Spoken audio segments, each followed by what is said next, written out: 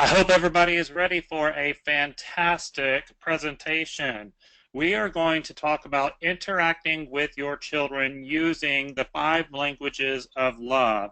This is adapted from Gary Chapman's book, The 5 Languages of Love, and is so applicable to the early childhood classroom. Whenever you apply the 5 languages of love when you're interacting, I think you're going to see an incredible difference with the children and the connections that you make. I want y'all to kind of think of a child that you have had in your program that you just can't seem to reach them. You just cannot seem to connect with the child. You try everything out there. You just cannot seem to make that connection. Using the 5 languages of love and figuring out what fills the child's love tank is going to help you reach that child that's so difficult.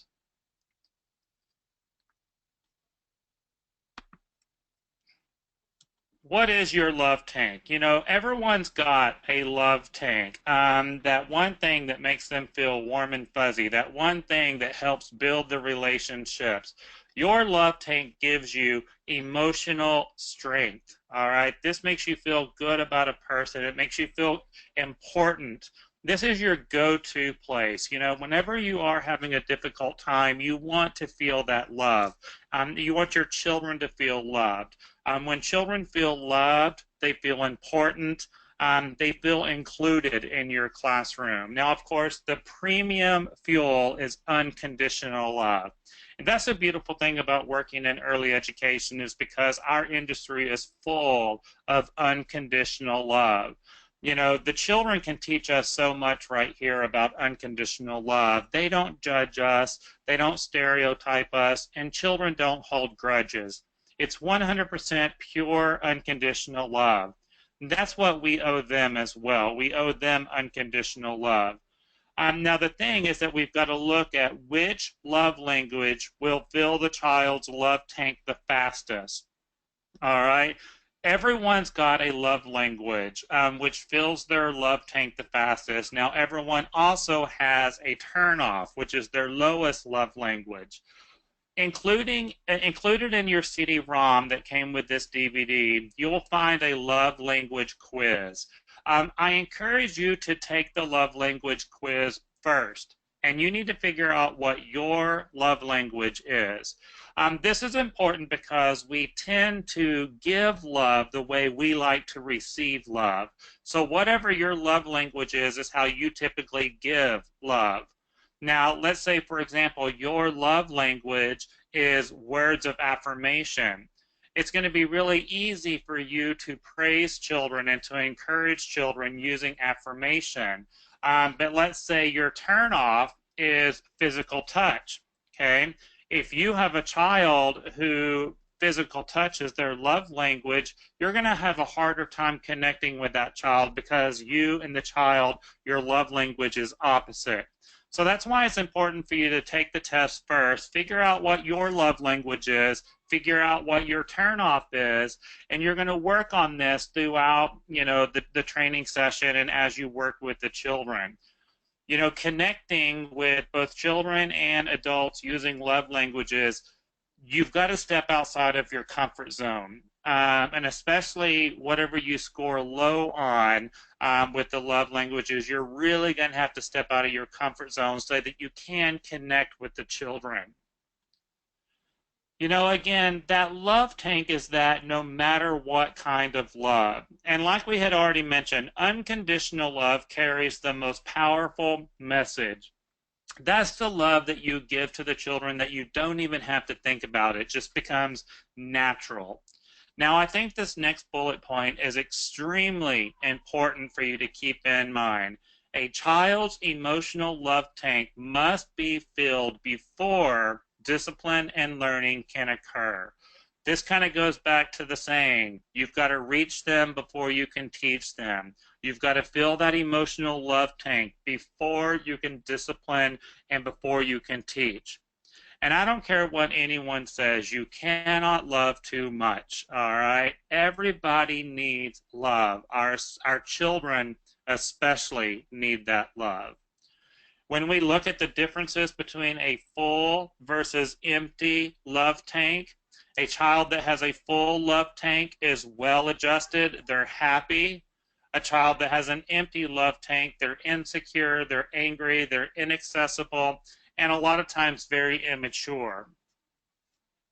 What are the 5 languages of love? You can see right here: physical touch, words of affirmation, quality time, acts of service, and gifts. We're going to go over each of these and talk about how to identify a child's love language and how to work with the child in the classroom. We're also going to talk about some additional things that you can encourage parents to do at home to help fill that child's love tank. All right. Filling that love tank again, it tells the child that I love you and that I care about you. All right, first one, physical touch. Physical touch is a basic human need. We all need physical touch. Physical touch will bring you comfort. It brings you nurturing. It is a natural instinct to want to hug and touch and give high fives. Physical touch will bring emotional security. And physical touch is the easiest to do unconditionally. All right, physical touch will shout out, I love you, and the lack of it can shout out, I don't love you. Let's talk about a few assumptions right here. There's an assumption that physical touch decreases as the child gets older. That's false, all right? Everyone needs physical touch. Now, the older the child gets, especially once they enter the teenage years, they're going to resist physical touch because it's not cool. All right, but they still need it. They still need it. The other assumption is that boys require less physical touch than girls. Now, when we look at brain development and how a boy brain develops different from a girl brain, we do see that boys are less sensitive to touch on skin, where girls are very sensitive to touch on skin. Girls really like that. But the need for physical touch is still there. And you're going to see in a couple of slides that boys just tend to get that physical touch in a different way. Now, of course, the other assumption is the fear of sexual abuse, and we definitely want to pay attention to this. We want to make sure that the physical touch is appropriate touch, but don't be afraid that you're going to be falsely accused of doing something to a child. A lot of times, it's okay for you to ask permission. Is it okay if I give you a hug? Is it okay if I give you a high five? That will help with the fear of sexual abuse. And then we also want to keep in mind the cultural differences. There are some cultures out there that physical touch is frowned upon, and you need to be aware of that and sensitive to that. All right, some ways that you can show physical touch in the classroom, sitting really close together.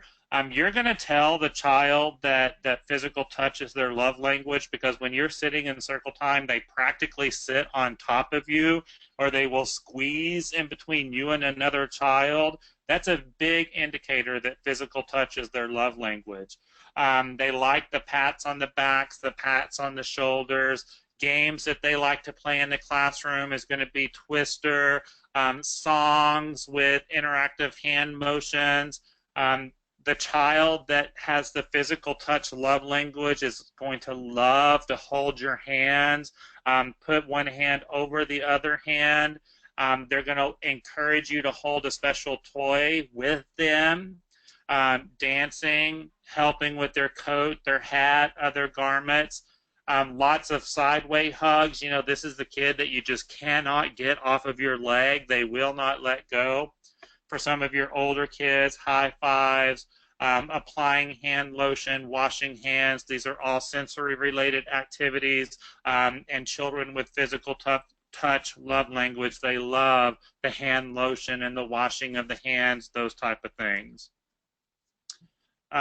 Showing it outside of the school, encourage mom and dad, lots of hugs and kisses, stroking their head or their back.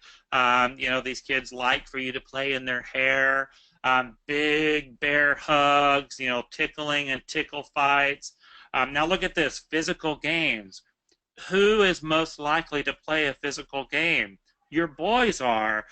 So that right there shows you that assumption that boys need less physical touch than girls.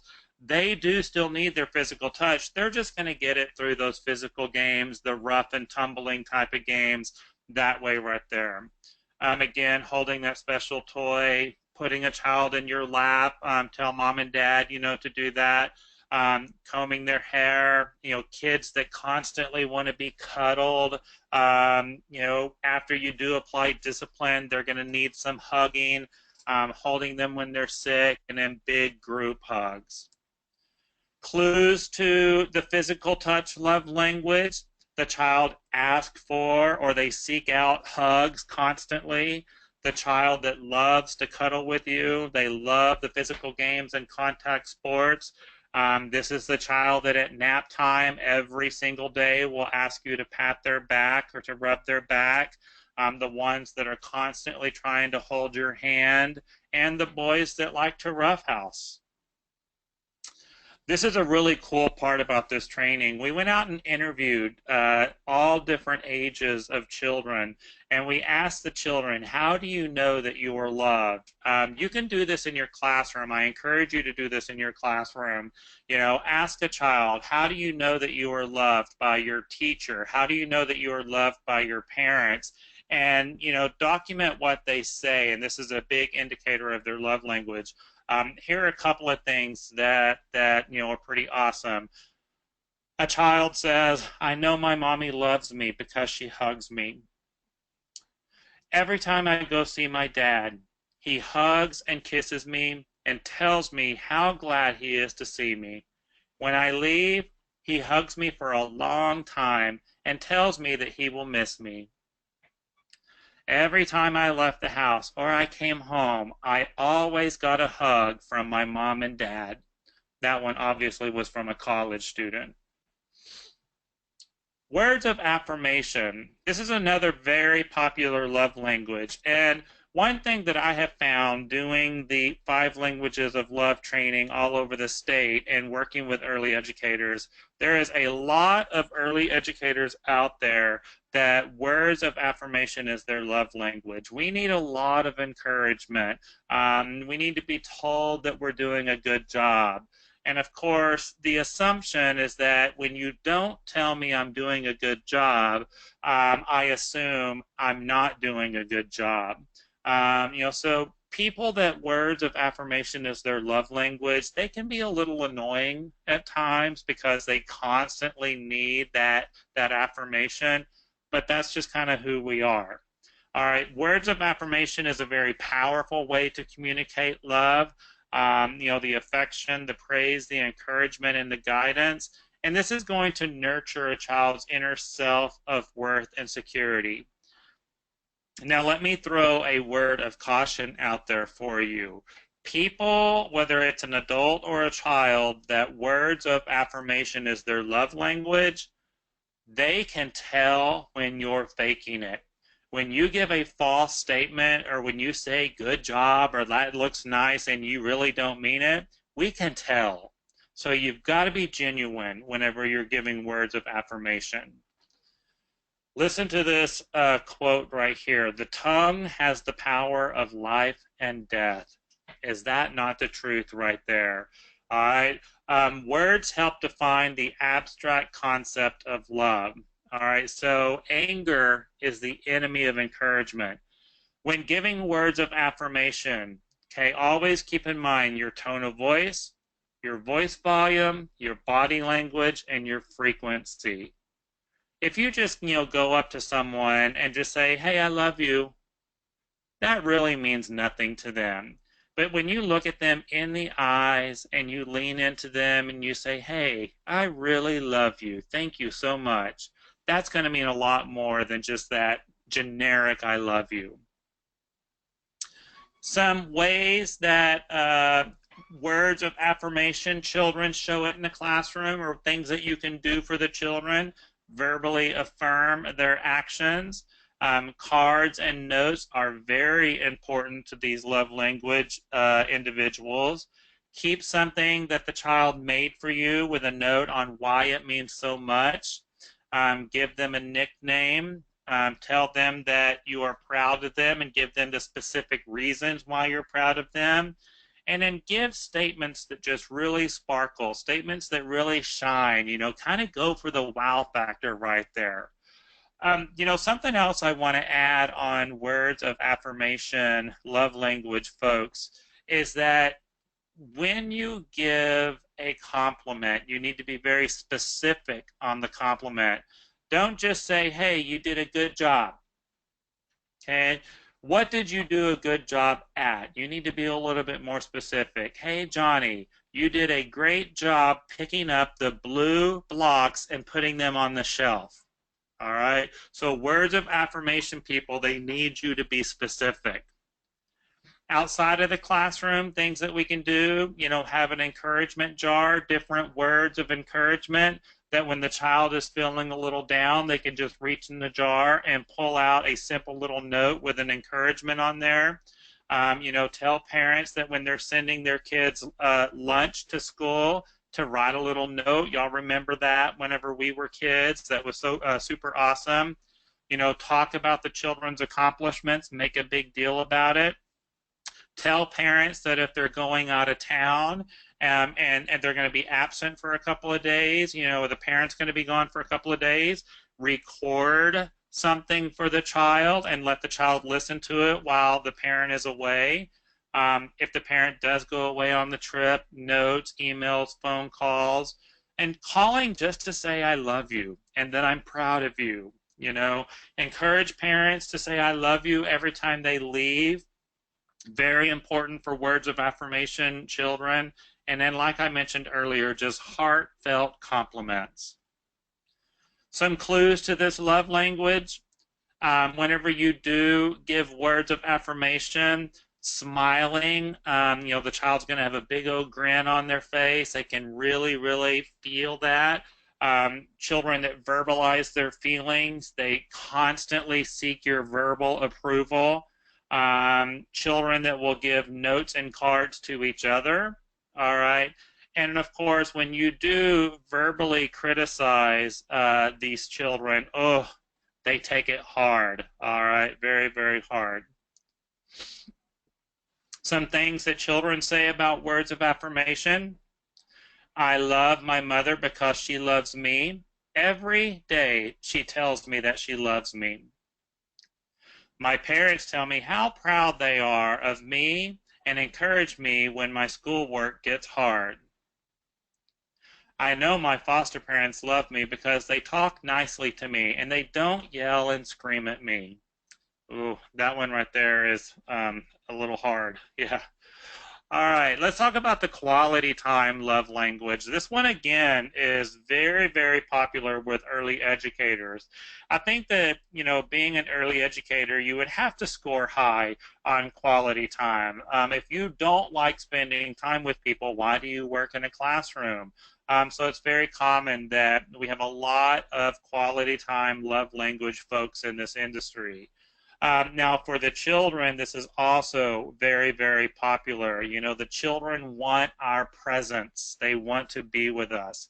Now, quality time is giving undivided attention to the child, focused time with the child, making time for that child. And when you do spend that one-on-one time with the child, you're telling that child that you are important and I like being with you. All right, focused attention will give the child the feelings of love, and time spent together is going to give you loving memories. Some ways that you can show this in the classroom, look at this very first bullet point, reliable presence. That one is huge. Children that quality time is their love language, they rely on you to be there for them. And when the child comes in first thing in the morning and their favorite teacher is not present, whether you've called in sick or you were scheduled off that day, and there's a sub in the classroom, this right here rocks their world. All right, it will throw them off for the rest of the day. They do seek your undivided attention. Whenever the child is telling you something, that active listening, really listening to what they have to say. During waiting periods, making that productive for you. Quality time individuals, they love to share their thoughts and feelings, and they want you to share your thoughts and feelings with them. Follow their lead whenever they have control, and they're playing the leader. It means a lot to them that you're kind of going with the flow and going with them. They like telling stories, and they want you to tell stories. And quality time people love to laugh together. All right. Very focused play. They like singing songs. They like creating art. Outside of the classroom, doing chores together as a family. One thing that you will see with quality time individuals, both children and adult, very focused and loving eye contact.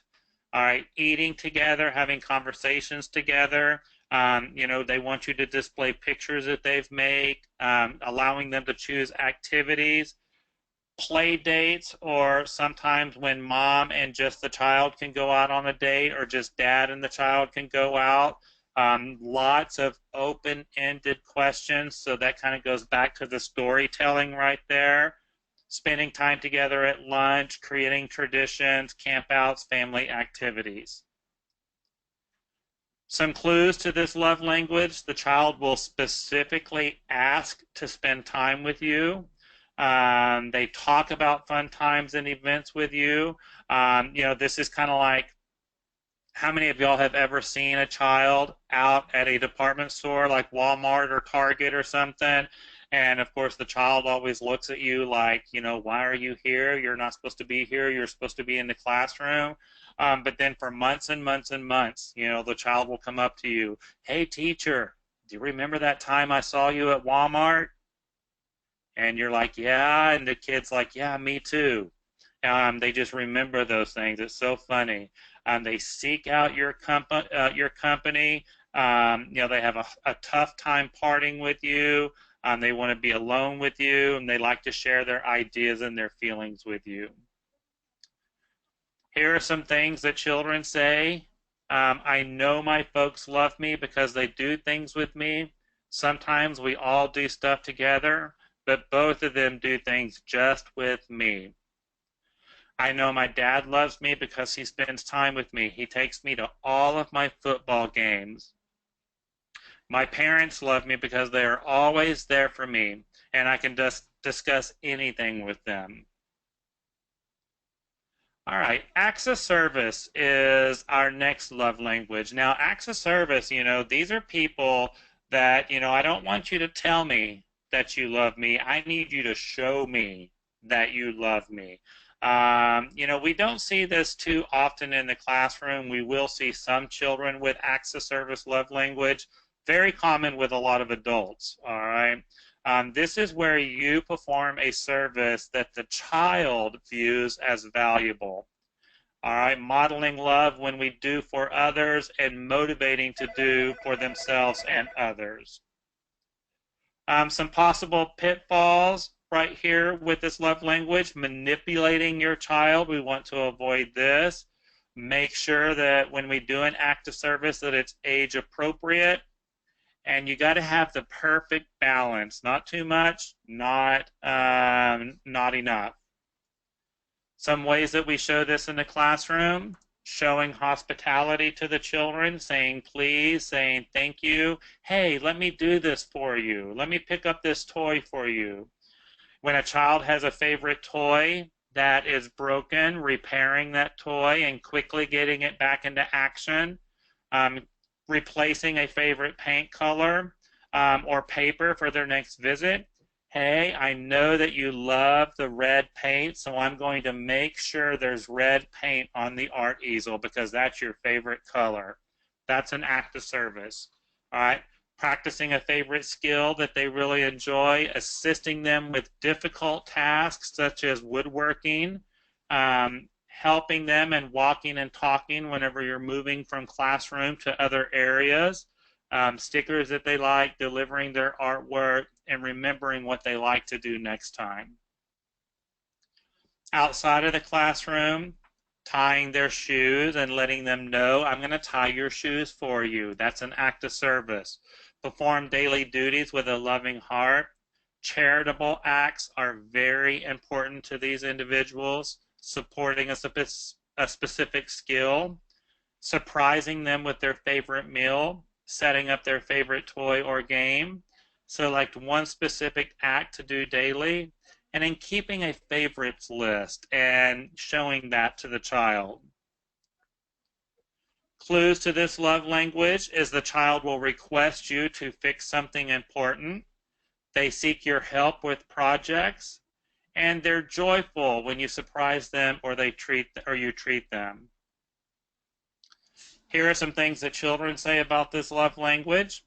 I know my mommy loves me because when I'm sick, she takes me to the doctor and fixes my favorite soup. My dad loves me because he practices soccer with me and never misses my games. I know my mom loves me because she sews buttons on my shirt when they fall off and also helps me with my homework every night. Our last love language are gifts. Now, we got to keep in mind that there's a big difference between a gift and a payment. So you got undeserved gifts and you've got payments. We talk a lot these days about entitlement and individuals that have entitlement issues, and we've got to be careful when it comes to gifts. You don't give a gift for expected behavior. All right. If you're expected to do something, you don't get a gift for that. All right. Gifts are when you go above and beyond. Gifts are something that is special. Gifts are something that come from love, and they come from the heart. All right. They're more than just tangible objects also. And people who gift as their love language, size and cost doesn't matter. Some possible pitfalls, huge. Substituting for other love language. Don't let gift giving substitute for the other 4 languages of love. It can backfire on you. Giving too many gifts, ignoring the child's preference, and then the other big pitfall, you give the child a gift and then you take it away whenever they misbehave. Some ways that we can show this love language in the classroom: making a card with pictures and giving it to the child, stickers, having a very special wishing stone that you pick up off of the playground and talking to the child why it's important, why did you pick up this rock, and making a big deal about it. Materials to make a gift, so that the child that likes to receive gifts can also give gifts to others. Art and craft projects, friendship bracelets.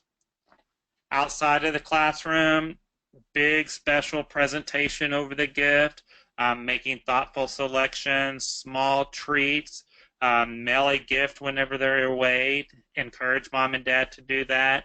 A coupon book for small little gifts, having a gift bag. I know me, I love personalized gifts, something that really comes from the heart and you put thought into it. Here's something else, when we talk about gift giving, whether it's Mother's Day or Father's Day or birthdays, rather than making that material object, do a song, do poetry, do a letter, and let that be one of your gifts. That's fantastic right there. Going on scavenger hunts, long-lasting gifts, those are important for these individuals. Some clues to this love language: whenever the build-up of the gift is present and they really appreciate that build-up, the kid kind of counts down to their birthday, they count down to Christmas, making over the gift, just making a big deal about it. When they do receive a gift, they seek undivided attention. It's like, hey, everyone, look at me. I'm about to open my gift. Everyone, focus. They show off the gift. They want to show everyone what they got. They're full of gratitude. They show a big thanks. And then, of course, they understand the non-tangible gifts. What children say about this one? My teacher loves me, Mommy. Look at what she gave me. My parents love me because they have given me everything I have. They gave me the essentials and the things I really wanted. My parents gave me a car because they are proud of me and they love me. All right. Again, discovering the love language that we've talked, ask the children in your classroom, how do you know that you are loved? Ask the children, how do they love others? Frequent requests, frequent complaints, provide choices for the children. You're going to with these and really kind of document this, do some anecdotal records, and it's going to help you discover that love language. All right, which love language speaks to you? Again, take the quiz that I have included in your CD-ROM. It's going to help you understand the child's love language. It's going to help you understand your love language. All right, now y'all have got a lot of work to do. That the presentation is over, the training's not over with yet. You're going to go out, you're going to take that quiz, you're going to go and you're going to take a look at each individual child in your classroom, and you're going to figure out what their love language is. Most of you, just listening to this material, you probably already figured out a lot of your love language is, what their turnoff is. Once you identify that love language, you're going to start seeing a completely different interaction in the classroom, because you're going to be able to fill that love tank and you're going to be able to reach that child the way they need to be reached. All right, I know you are super excited to get started on this, so go ahead and pause the DVD and get going. Go fill some love tanks.